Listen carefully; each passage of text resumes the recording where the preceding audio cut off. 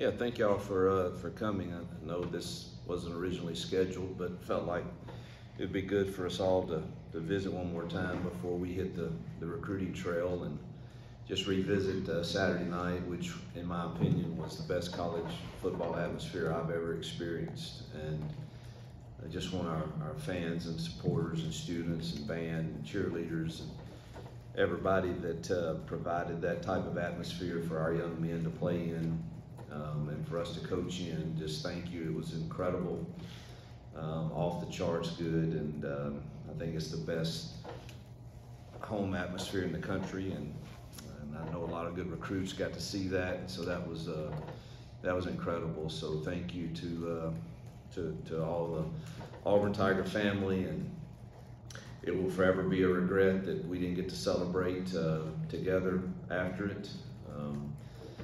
You know, so I would have immensely enjoyed that. And that would have really been nice. And having said that, I think that our kids played with the type of passion, energy, and physicality that you have to play with top teams in the country. And as hurt as we are, as hurt as our kids are, as hurt as the sting is not getting any better right now from losing the Iron Bowl when you had a real shot, should have won the game based on how it played out. And but that's something that we certainly has laid a foundation. I mean, we played 3 top 10 teams within a touchdown in 3 of those games, and so with a first-year roster. Now the consistency that we've got to seek to find is that to get that every single game. But I'm very proud of the effort that our kids, and the game plan was good, and obviously wish that it would have just ended a bit differently, and we would all be feeling a lot better. And there's still a lot of hurt. I texted with some kids this morning, and there's certainly, this game means so much, and you know, we let it slip away. So a lot to build on, and obviously I think all the recruits saw what can be, and it can be pretty fast. So now we've got to take the positives from that and go and recruit to this great university. We've got a lot of great commitments that hopefully we can hold on to.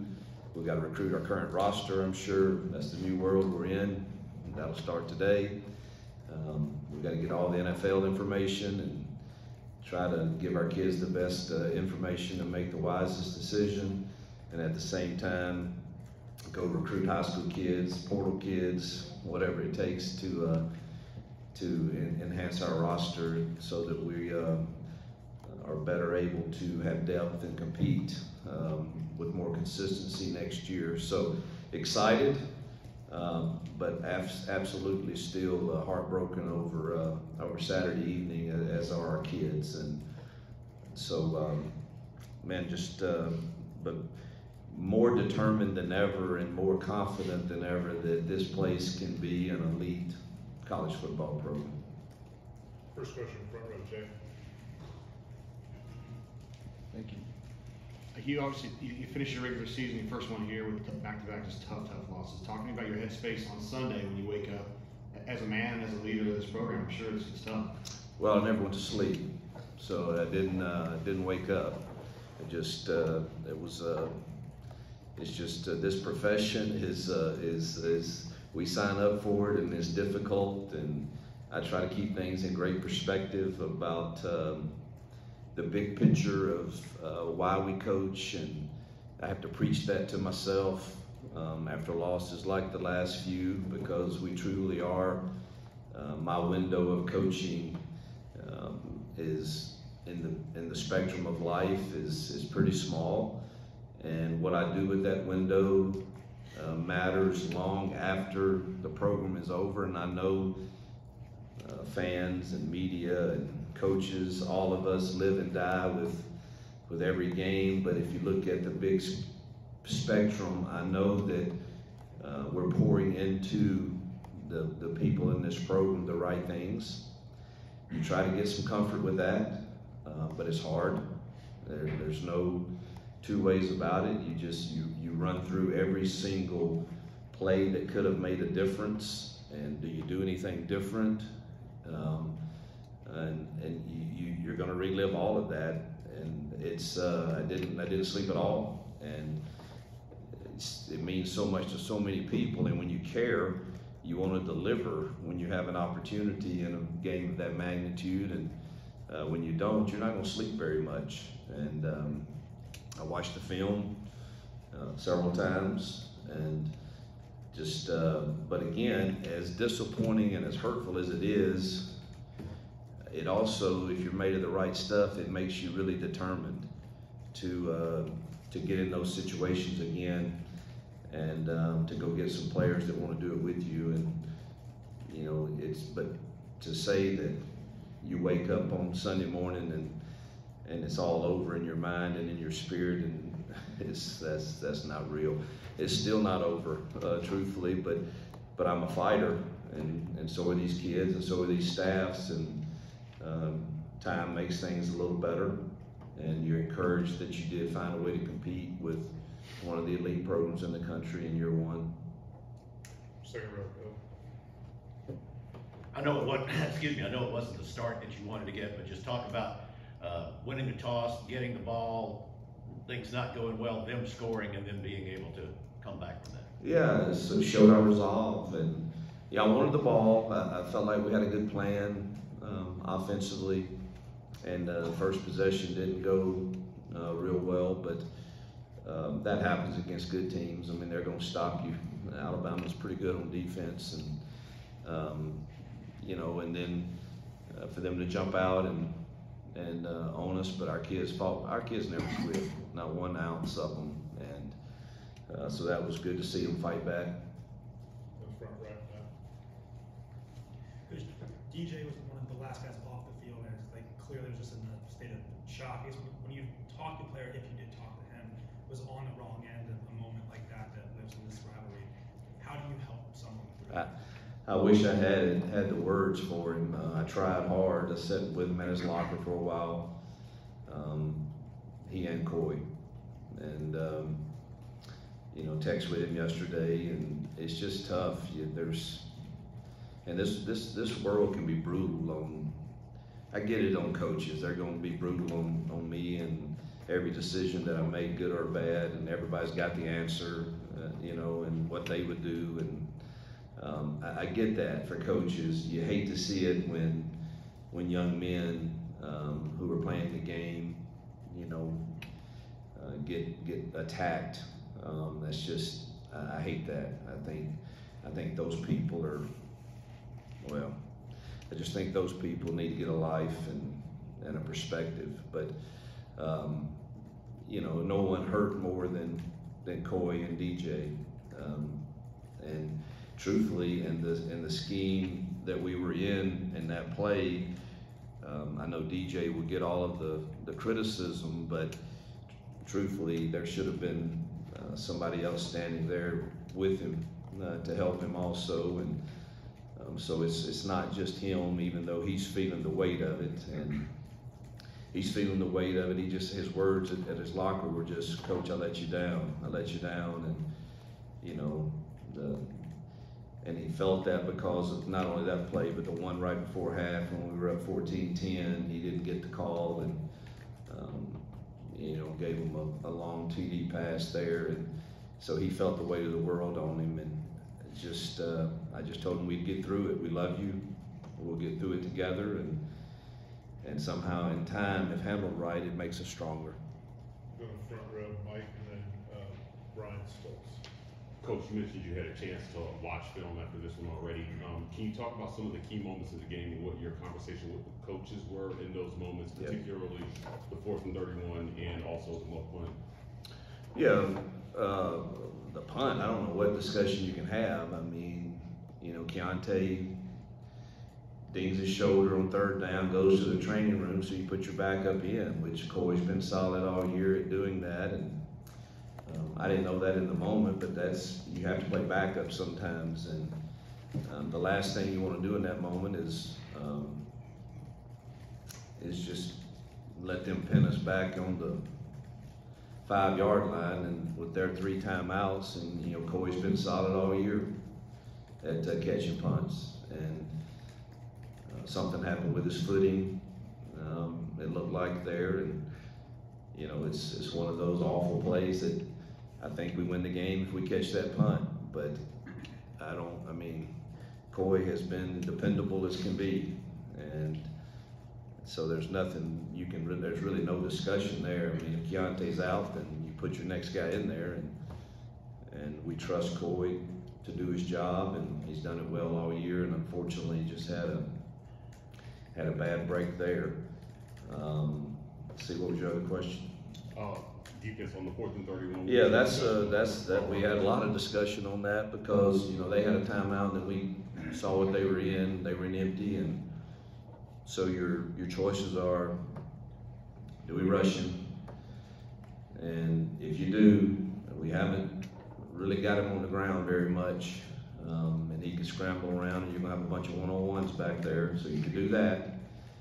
And one of their guys goes up and makes a play, or you can drop everybody and play 5 under 3 deep and just play vision on the ball and knock the ball down, because it has to go in the end zone, and that's the choice we made. And I can show you steal shots. I took pictures of every steal shot from the 10-yard line in, and I mean, we were in perfect position. We got 3 over 2, and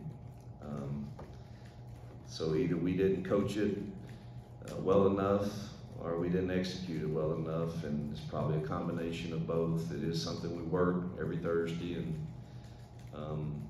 that was our 2 options, and that's the one we went with, and felt like we could, you know, stay with our empty set, stay 3 over 2 and 4 over 3, and play with vision on the ball and knock the ball down. And we didn't play with vision on the ball.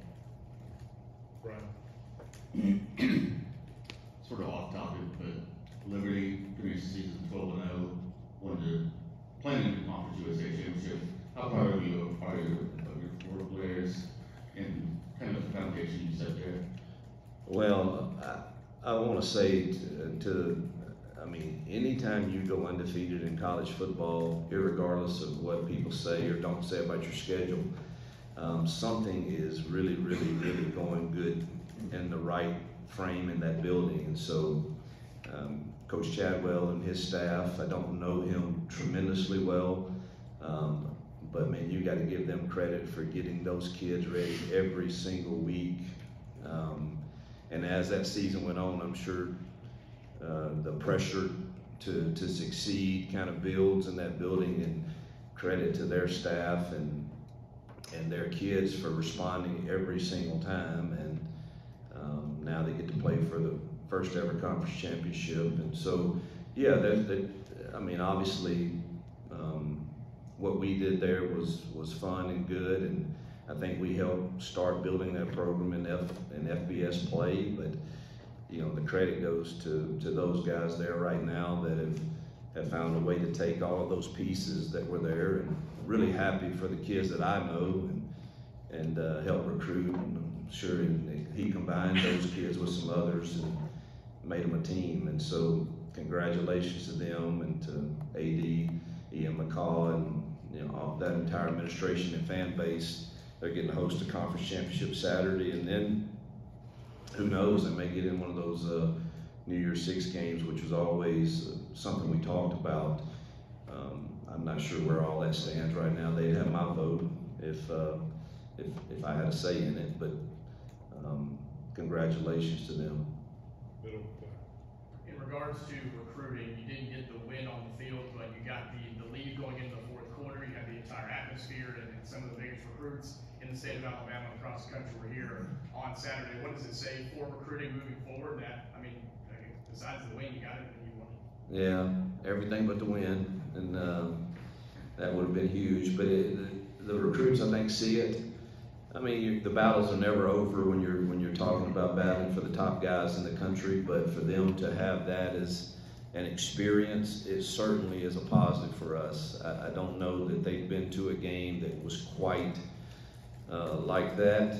And so I think it was a step in the right direction for us to hopefully get to the finish line with some of those guys. And again, a lot of credit goes to our fan base.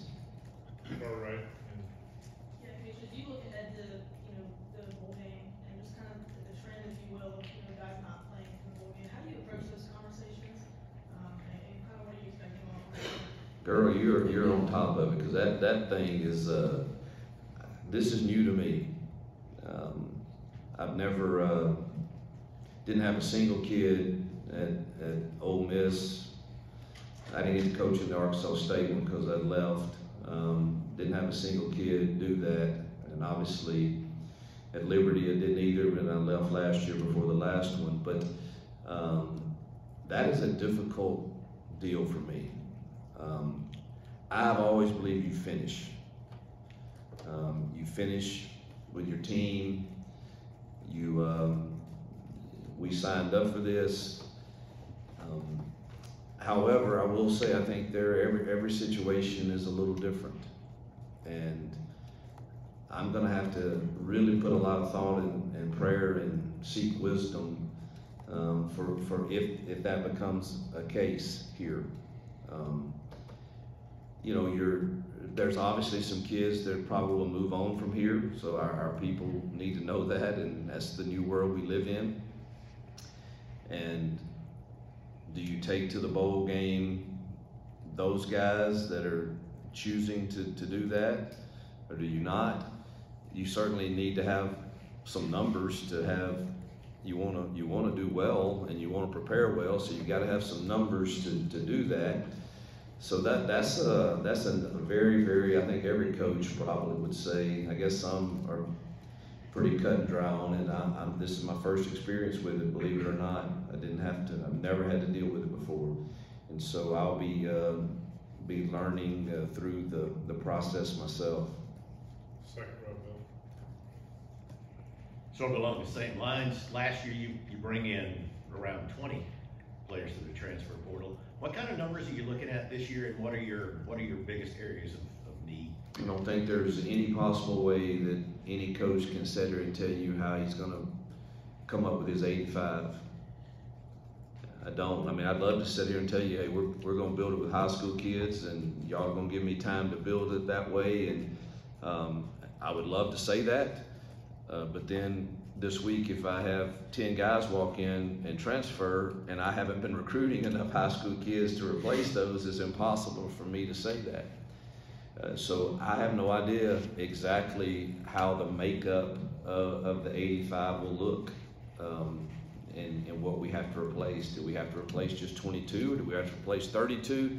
None of us know, and I think that's become the biggest challenge for us coaches is, man, how do you even manage the 85? It will take you all the way through spring and summer to really figure that out, because of the way the portal windows are set up. I think it's absolutely ridiculous that this portal window we're getting ready to have is as long as it is. It makes no sense. We have to go all the way through Christmas worrying about people tampering with players on your team, and I mean, either they know they're going in or they're not. So give them from December the 1st to December the 10th and make your decision. Let's move on.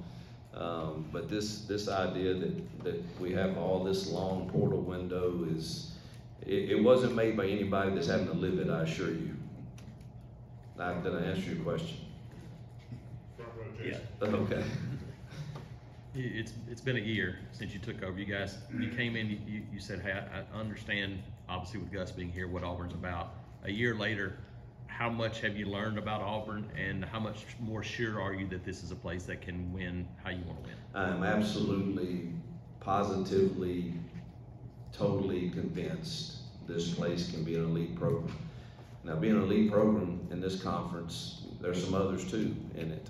Does that mean you're going to win every single game? Probably not. I don't know if many teams are going to do that anymore, truthfully.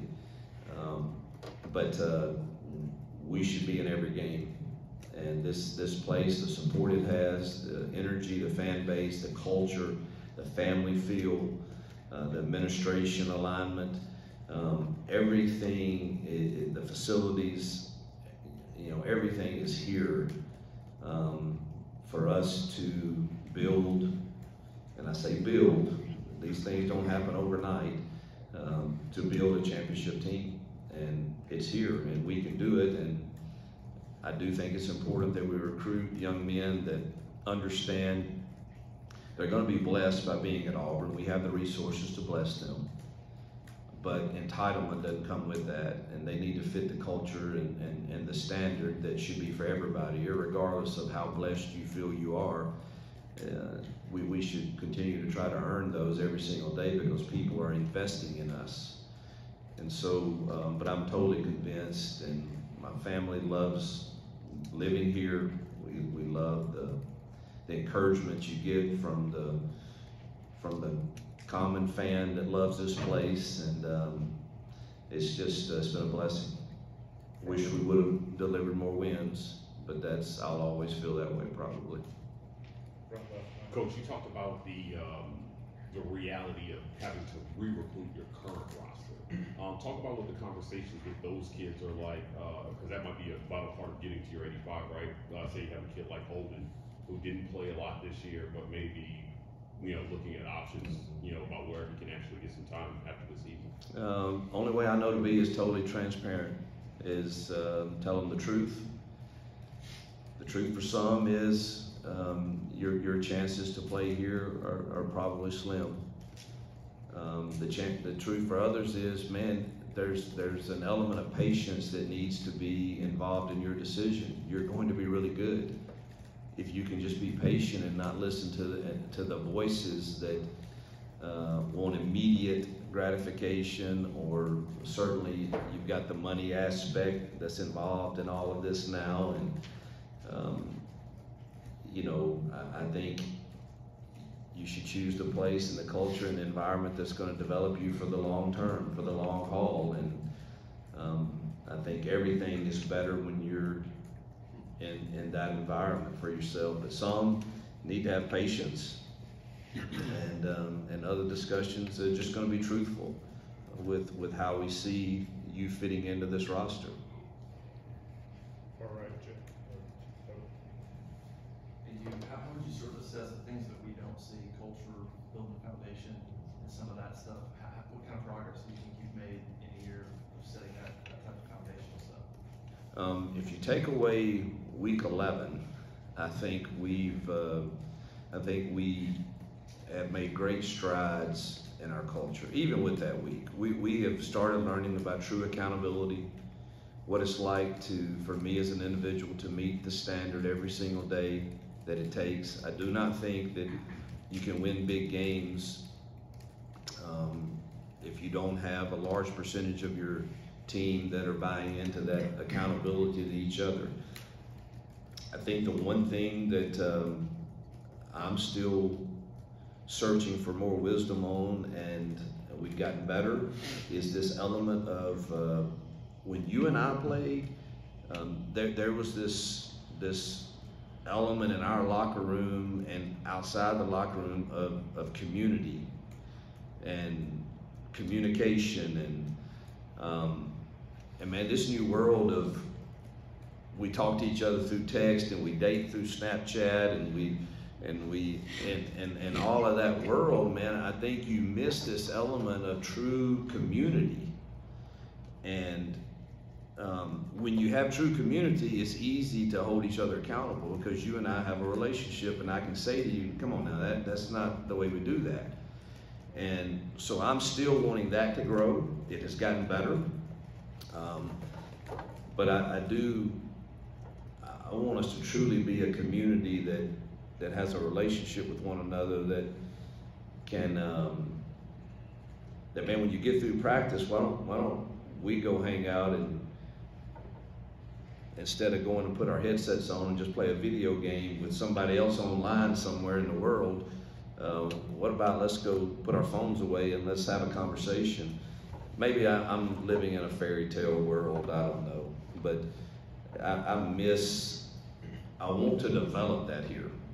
And I'm still, we absolutely, the culture has gotten better, the standard has gotten better, the accountability has gotten better. I wish I'm hopeful that I can continue to build the community aspect of what a team really is. Hugh, with all these things you're talking about with building this team and building the foundation and the recruiting and the ups and downs of the wins and losses this year, what are you most proud of in year one now that the regular season's over? You still have the bowl game, of course, but what are you most proud of in your first year?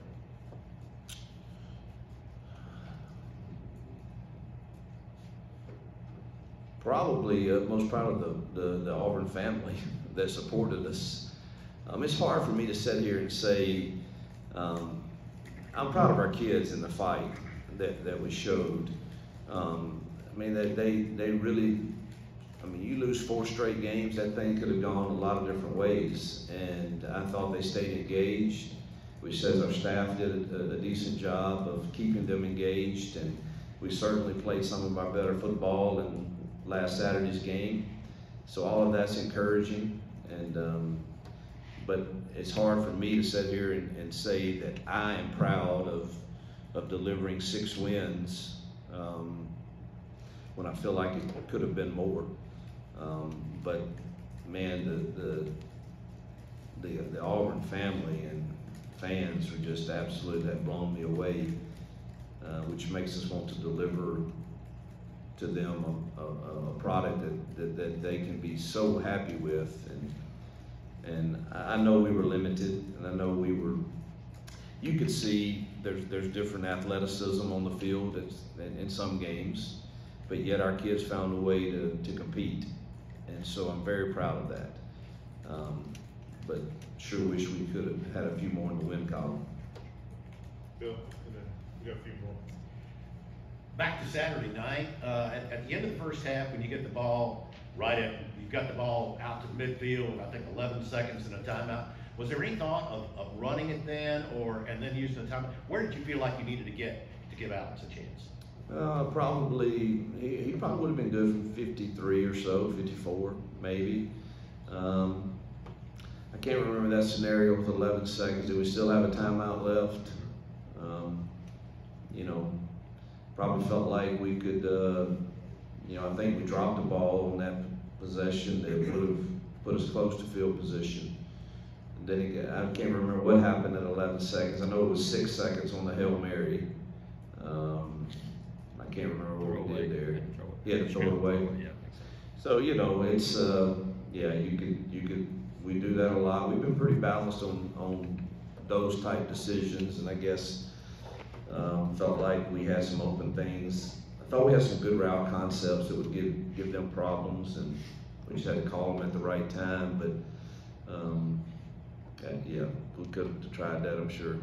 Got 2 more, Jeff and then Jason. Could you look ahead to 2024 attendance after this season where you had record attendance, 7 sellouts? Maybe a message to the Auburn fans for 2024? Man, thank you, number one. Thank you. And man, get your season tickets for next year. We're going to make you proud, and then you're going to enjoy watching us build this program. So stay in the fight with us, and we thank you so much. Jason. You shift into bowl practice mode after, you know, kind of a couple of weeks. How valuable is that, first of all, and kind of how is your approach to bowl practices in terms of your young guys and the way you kind of get those guys as a maybe extended spring? Yeah, our bowl. I'm not one that grinds them during bowl. I'm really not. I want them to enjoy the journey and the process. Try to get our young kids a lot of work. Hopefully, get them in the game some, particularly those DBs. We need to get those young DBs a lot of reps in those games. We think they have a chance to be really good players. The T. Scotts and Canleys and Terrence Loves and Sylvester Smiths and you know, that group of kids that J.C. Hart. We all think they have a chance to, and they're going to have to play next year. So we need to see them, and but we'll see.